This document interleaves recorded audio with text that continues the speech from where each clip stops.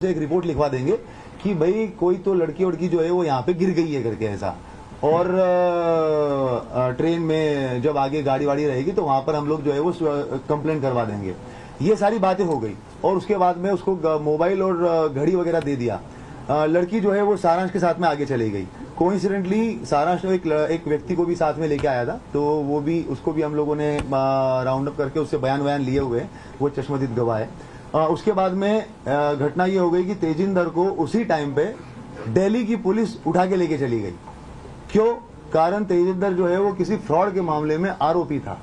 तो उसी रात, सेम रात को 1 बजे जो है वो ये घटनाक्रम होता है और अगले 1 घंटे में तेजिंदर को पुलिस उठा के लेके चली जाती है।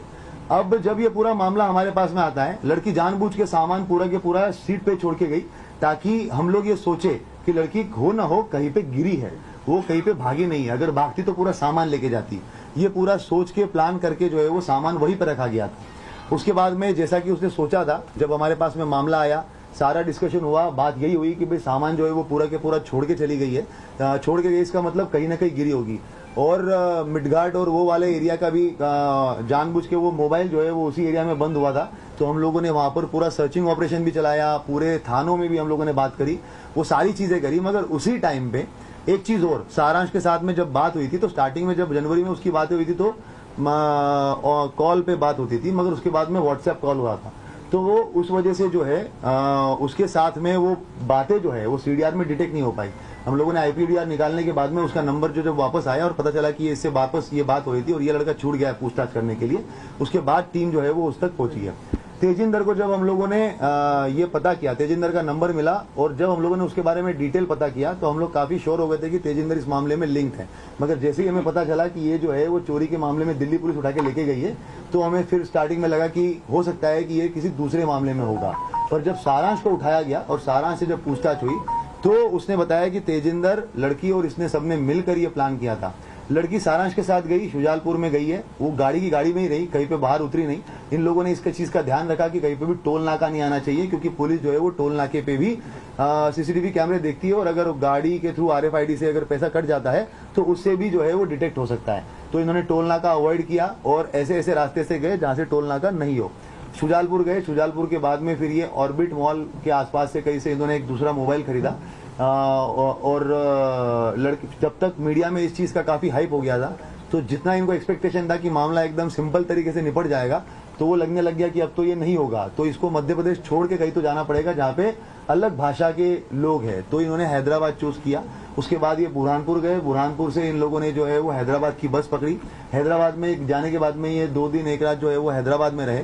फिर जब मामला और ज्यादा हाइप पकड़ने लग गया तो जो सारांश है, ये ड्रोन का जो एक नया स्टार्टअप इसने डाला हुआ है और इसका जो क्लाइंट बेस है वो नेपाल में भी कुछ है।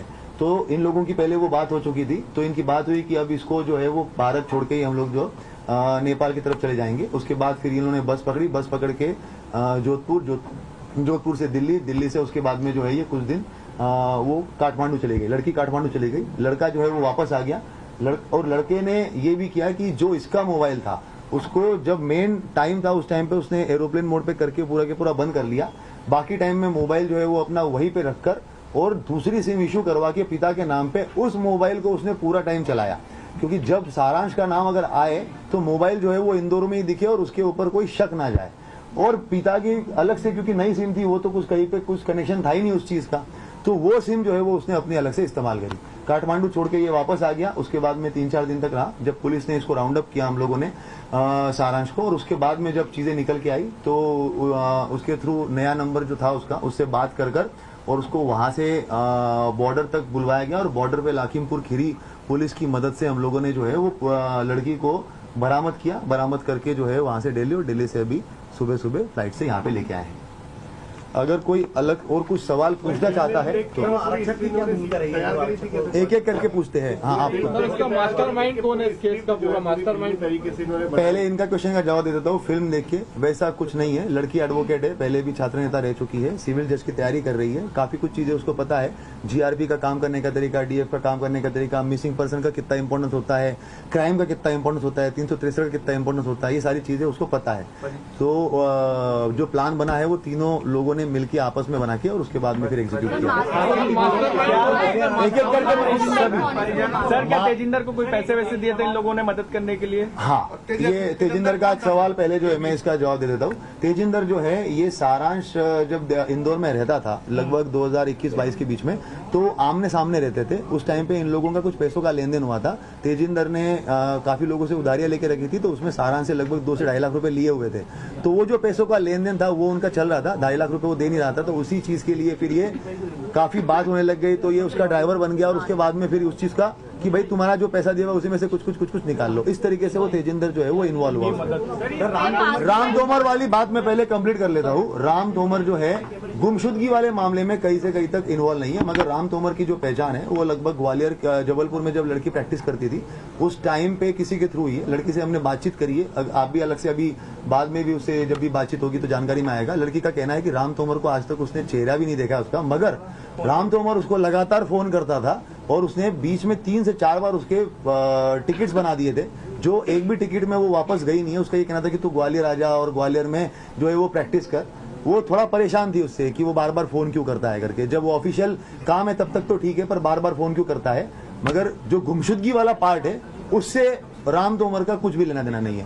कोई क्वेश्चन सारांश ने ये आउट ऑफ द वे जाकर के इस तरीके से उसकी हेल्प की, क्या कोई लव अफेयर का भी मामला था या सिर्फ? लड़की डिनाई करती है, लड़की बताती है कि वो मेरा दोस्त था, बाकी तो और वो अच्छे से इस सवाल का जवाब दे पाएगी। लेके भी गई लड़की? लड़की के पास में हाँ कुछ पैसा वगैरह, लड़की क्योंकि कमाती थी, खुद ही उसके केस वेस चलते थे। उसका जो है वो हरदा में भी एक अलग से केस पे काम कर रही थी, खंडवा में भी किसी केस पे काम कर रही थी। तो लड़की खुद भी कमाती थी। उसने अपने माँ का ऑपरेशन जो किया था, तो ऑपरेशन में भी उसने खुद ने पैसे जो है वो खर्च किए हैं।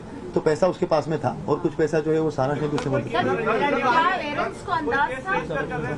पेरेंट्स को कहा कि उन लोगों के बीच में काफी हाँ पेरेंट्स को जो है